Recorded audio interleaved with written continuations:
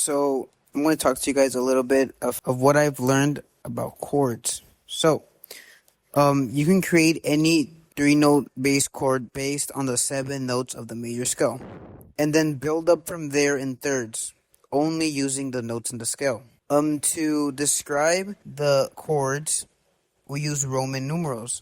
So the uppercase chords describe the major chords, and the lowercase chords describe the minor chords. And the diminished chords are lowercase with a plus sign, and augmented chords are uppercase numerals with a plus sign. As I learned from previous chapters, each note of the scale has a name. So there's a tonic, a supertonic, a median, a submedian, a dominant, a submedian, and a leading tone. And we could apply this with the chords. So the first chord is a tonic, the second chord is a supertonic, the third chord is the median, the fourth chord is the subdominant, the fifth is the dominant, the sixth is the submedian, and the seventh is a leading tone. And the goal of most chord progressions is to get back to the tonic chord. And if you're playing in a minor key, then the home chord would be the sixth chord. So I'm going to talk a little bit about cadence. That's a chord progression that sets up tension and ends resolving that tension. So what I'm going to do next is create my chord progression and then add a melody, even though there isn't necessarily a rule or a way to do it. But for me, I think it's easier to hear the melody, to hear the chord progression, and I have a type of sound I want to go for, then I create the melody. So I think that's the way I'm going to do it. So yeah.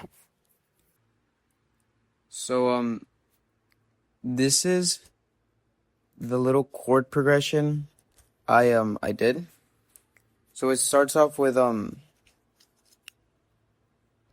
I'm doing the C major scale, and I started with Do, with C, and then let me grab my notebook because I still haven't learned the chords.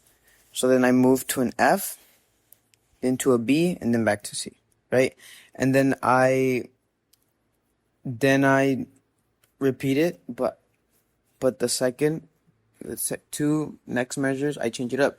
So it's a C, and it's still a F, but instead of a B, it's an E, and then it goes back down to C. So this is how it sounds.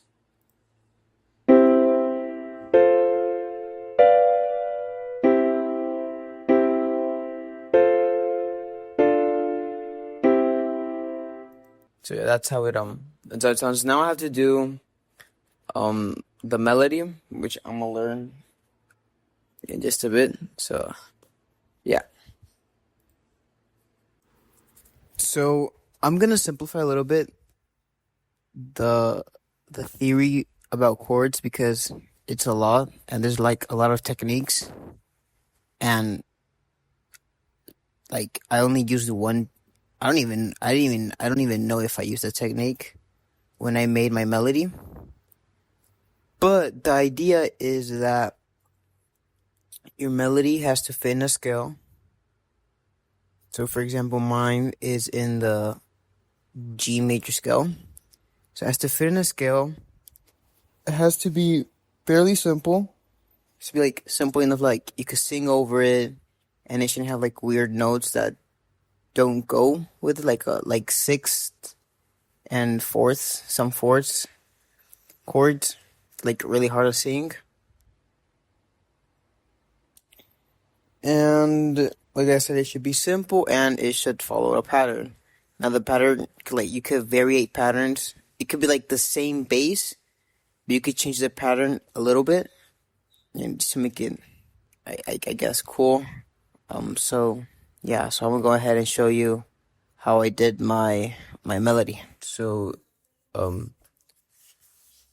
this is how I did my little chord progression. So it follows like a slight pattern. It follows a pattern here and here, and it changes things here and here a little bit. Instead of like going up in this part, it keeps going down. And instead of starting with a 1B note, it starts with these guys. So yeah, and it's pretty short. I want to learn how to do longer ones.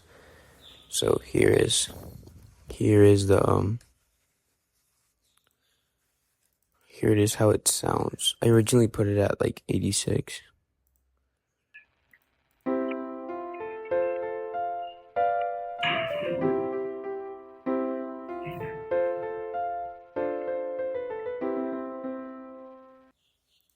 So yeah, that's how it sounds.